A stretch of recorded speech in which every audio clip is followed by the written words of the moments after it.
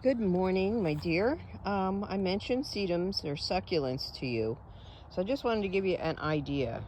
Keep in mind, these are babies, but this is two different color variations of a variegated sedum that I'm told is a variegated form of autumn joy.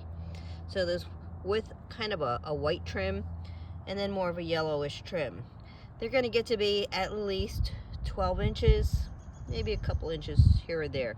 They'll have some flowering, but they're not particularly grown for their flowers, but all of the sedums will have some type of flower. This one here is called Lime Zinger, maybe more like 8 to 10 inches. It gets a little bit more color variation through the summer. This is Firecracker. It gets more reddish. They vary from plant to plant on their quantity of red. There's a really, really red one there.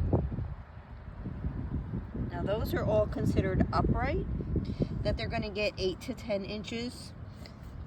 The Firecracker and the Lime Zinger are identical in form. They're just different color variations. Let's see, those are babies. Those are babies. This is more of a creeping or ground cover. I don't have an exact name of this one. This was from a variety I had given my mom 10 years ago. And when she passed, I picked some pieces that were growing in my sister's garden, and it's done well. But it gets a nice a variety of coloration depending on the sun that it gets. So that will fill a pot. The ground covers do what we call fill and spill. They'll fill the pot and spill over the sides, which makes a pretty effect. So if it's in a pot, rather than just on the ground, it spills over the side. Here is an absolute favorite because I'm just cuckoo for variegated plus the color pink.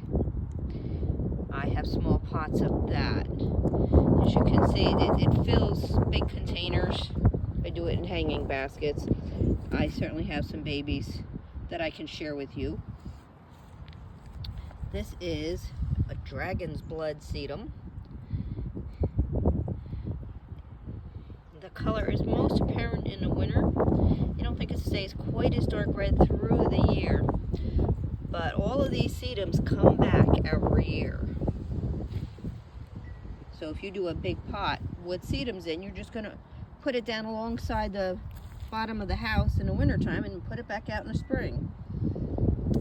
This one here is called Coral Bells, and I have a couple small pots of that. They're real tiny. They're a slower grower, but they're pretty. This is just a more of a basic. It's similar to the one from my mother, but more solid green. Let's see who else. Oh, I have a couple more. This is another version of the Coral Bells that is just a solid green. I have some of that. I have this variety of sedum that kind of can grow long.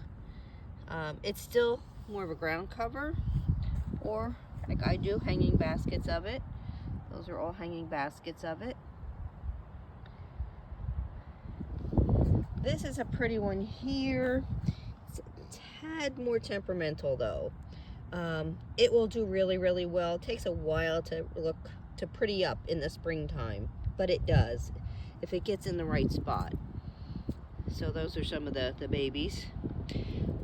This one from last year, if you can see all of this, was just growing like crazy. So that the deadness is last year's growth, and there's all new stuff coming up.